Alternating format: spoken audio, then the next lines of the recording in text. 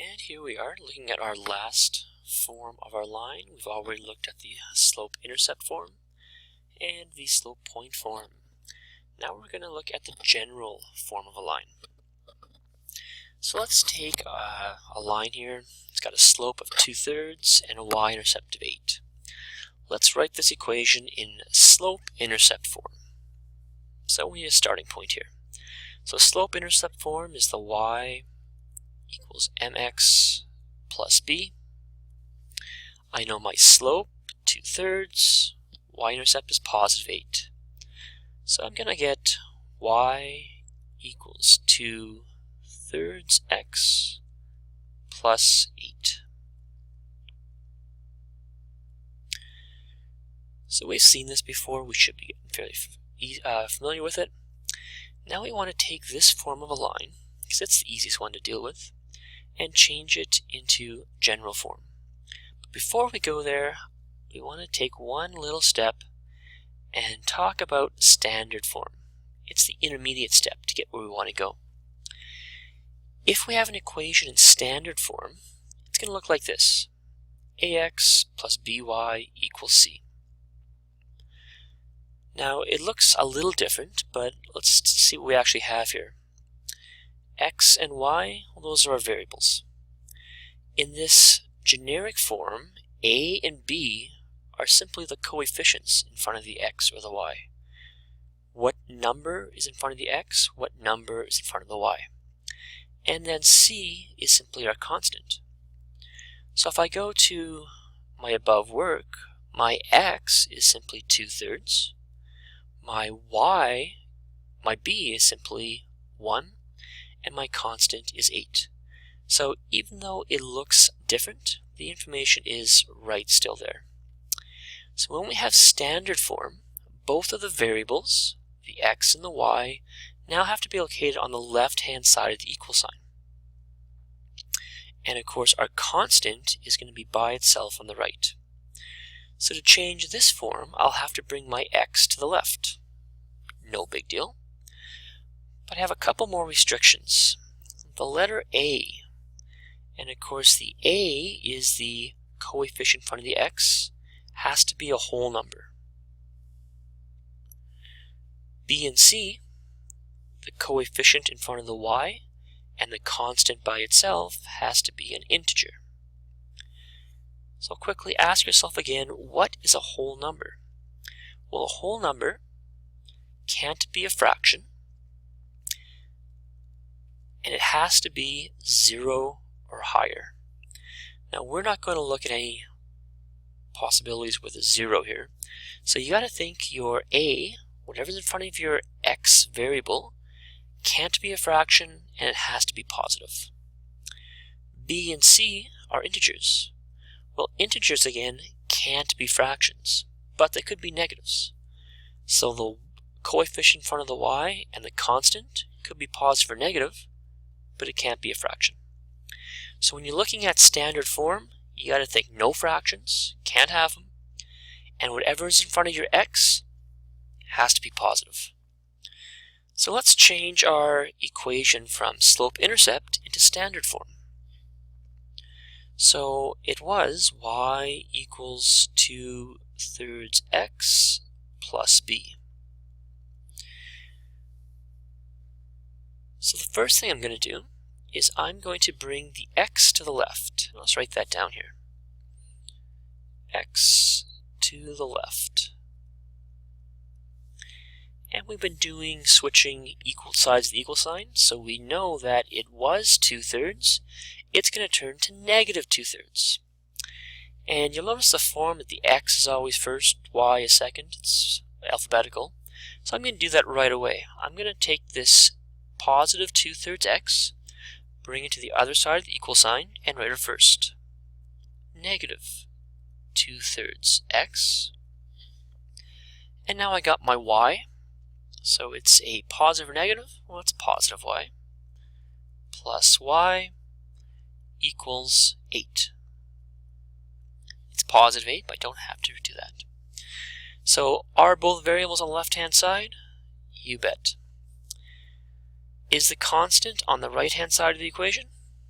Yes, it is. So now let's go to our last requirement, and that the a has to be a whole number.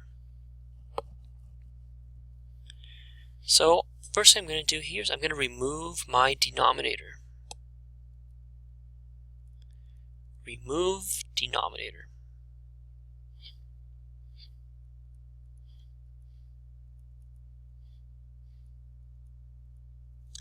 So to do that, I see my denominator is 3. So I'm going to multiply everything by 3. So I'm going to times this by 3, times this by 3, and times this by 3.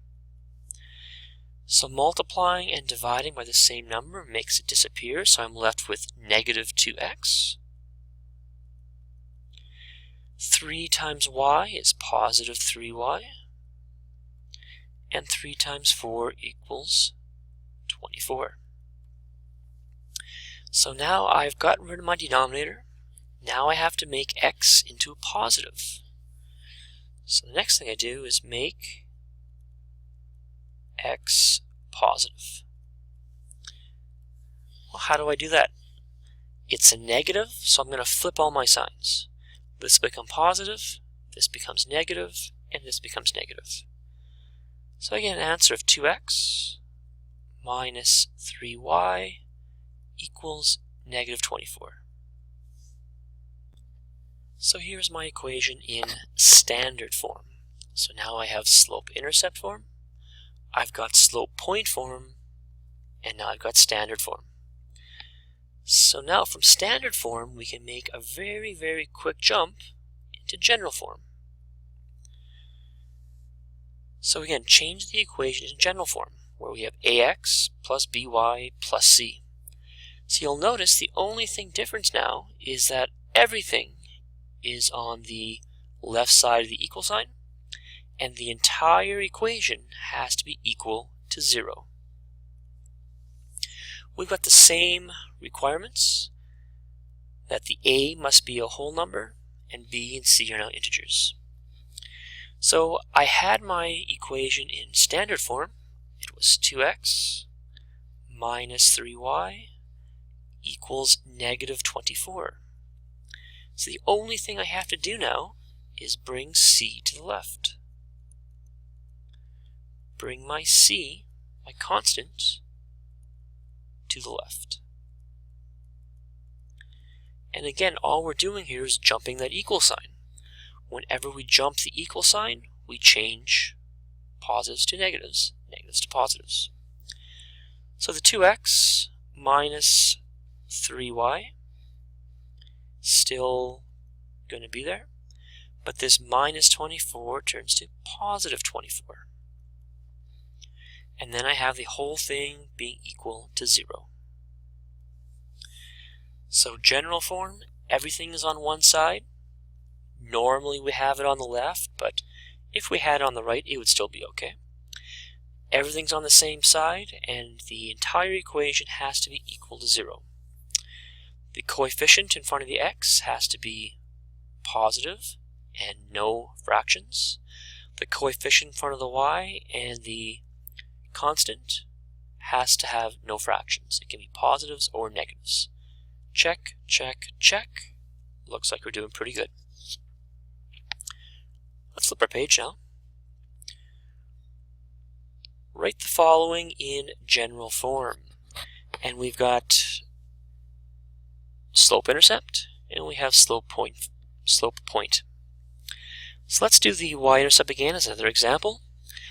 Now it's going to general form. I don't have to show standard, so I'm going to go everything right away to the left-hand side of the equal sign. Remember, when I flip the equal sign, change my negatives to positives. My x term is first, so I get a quarter x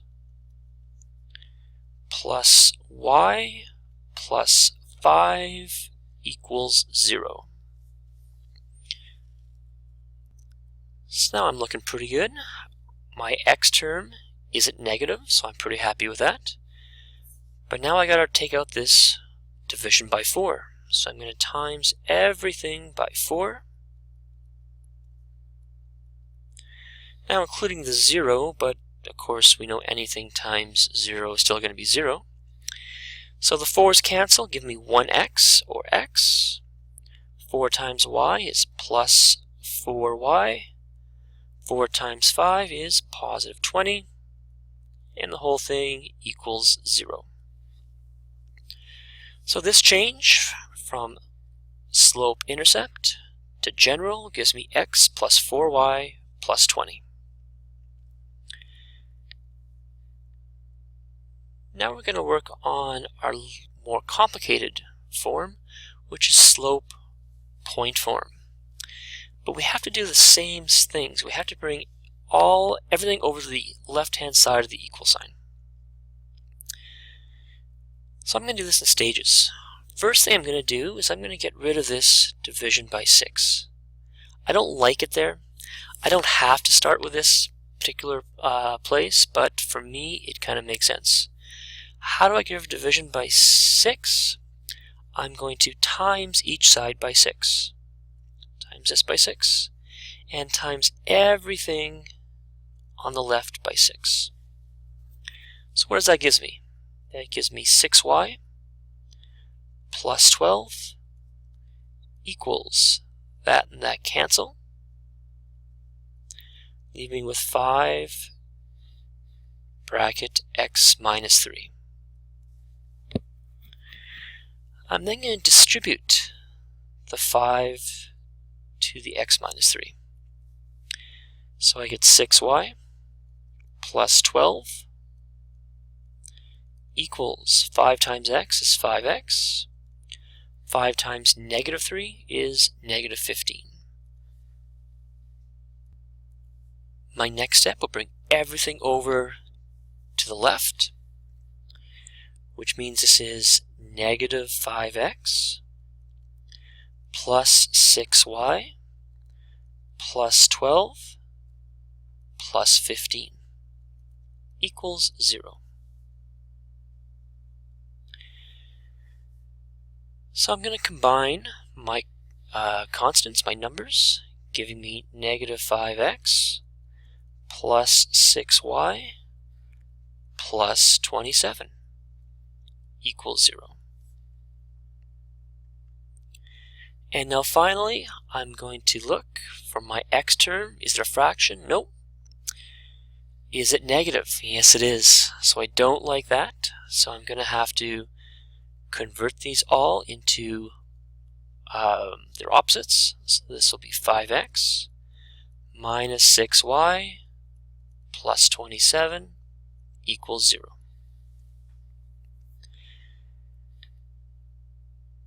Now, if one of these had been a fraction, for example, this would have been 6 over 5, I would treat it just the way I take fractions out of my x term. I would time everything inside my equation by my denominator.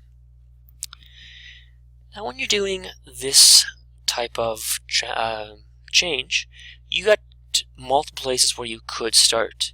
You could have brought everything over in the first step. That's not my favorite way to do it. If I bring everything over in the first step, things tend to get a little bit confused. I could have brought it over at this step when I had the 5x minus 3. But again, I like working everything out until I only have x's, y's, and constants. And then I start moving things around. Makes a little more sense to me, but as long as you're showing your work, you're getting to the right spot in the end, however you manipulate your question, the order you do it in is fine with me.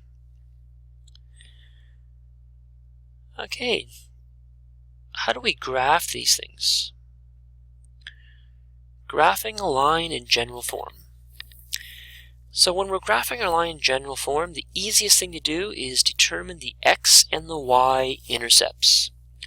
Where will this actual line cross the y-intercept, and where will it cross the x-intercept? So we're going to start by determining our x-intercept. Where does it cross the x-axis? I'm just going to flip the page to my graph for a sec.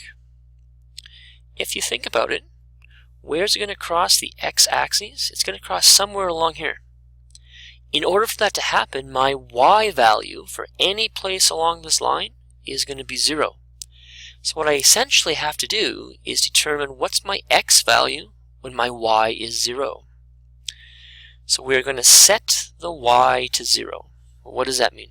It means I'm going to change this y to actually 0, and then I'm going to work it out, and I'll see what my x value equals. So let's do that. So I'm going to get 4x plus 5, and I'm going to change the y to 0 here, minus 10. So now I'm going to actually work this out. Isolate my x. Well, 5 times 0 is 0, so that gives me with 5x minus 10. And now I have to think back to isolating variables. I'm just going to start getting the x by itself. First thing I'm going to do is take this minus 10 and bring it over to the other side of the equal sign. 4x equals positive 10. And now I'm going to divide by 4. So my x equals 10 over 2. Now I'm going to reduce that to be, 10 over 4. And I'm going to reduce that to 5 over 2. So what point did I just make for my graph? Well, my x value is 5 over 2, 2.5 if you want to look at it that way, and 0. So I can now go graph this point to get the first point to make my line. Now my second point comes from my y-intercept. So we're going to set my x to 0. So same idea, except my x turns to 0 and I find what my y is. So 4 times 0 plus 5y minus 10. This disappears because it's times 0, leaving with 5y minus 10. Bring the 10 to the other side. 5y equals positive 10. Divide by 5. Divide by 5, my y equals 2. So what point did I just make? Well, I just made a 0 on the x and a 2 on the y. So now we can flip the page and we can actually graph this. I'll write out my points again. My first point was 5 over 2. And 0. My second point was 0 and 2. So let's change my colors here and graph my first point. It's got an x value of 5 over 2, which is 2.5, and a y value of 0. So it crosses the x-axis at 2.5. Right there. My second point has, where'd it go? There it is. My second point has a x of 0 and a y of positive 2. Crosses the y-axis right there. So now we can simply connect my dots with a line. I will insert my line.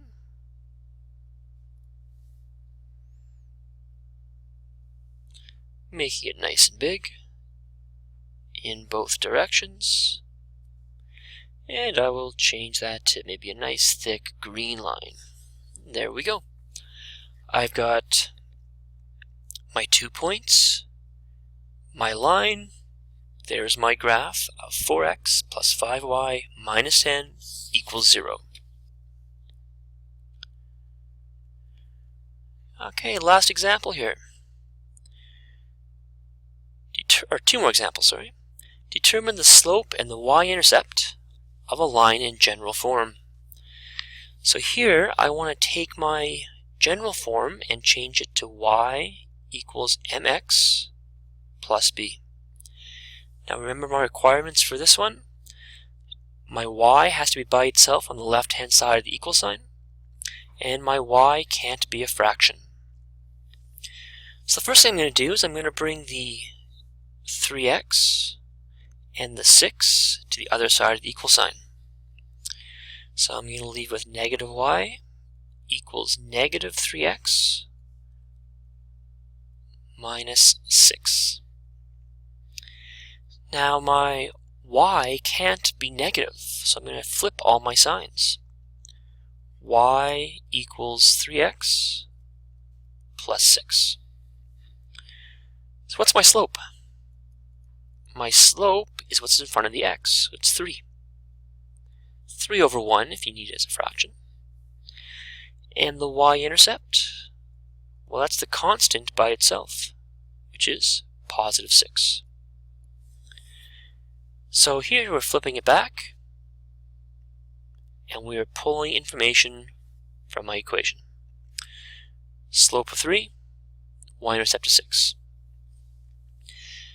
Now because my y wasn't a fraction, I could have just pulled those numbers directly from my equation, but if y is presented with a constant, then, or as a coefficient, the number in front of the y, then I can't do that. Write the equation of the following graph in general form. Okay, so we've got general form, but we can't get general form directly from here.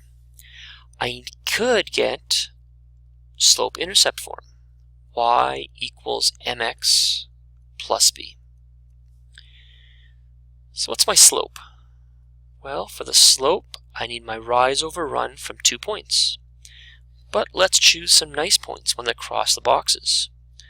I'm going to choose this point here and this point here. So my rise is actually going to go down. I'm going down 1, 2, 3 units. So the slope is negative 3 over. I'm going to go over 1, 2, 3, 4. Slope is negative 3 over 4. My y-intercept, or where's it across the y-axis? Negative 1. So I can make my equation to be y equals negative 3/4 minus 1. So now I have it in slope-intercept form. Let's go to general form. So I got y equals negative 3/4 x minus 1. I see I forgot my x there, I'll just add it. Now I'm going to bring everything over to the left, changing my signs. So that is 3/4 x plus y plus 1 equals 0. Get rid of my denominator by timesing everything by 4. So times that by 4, times that by 4, and times that by 4. Those will cancel, give me 3x plus 4y plus 4 equals 0. No fractions in anything. Positive number in front of my x. Looks pretty good. So that was a lot to take in today. So let's give it a shot on page 384. 2 from the A, 5 from the B, 1 from the C.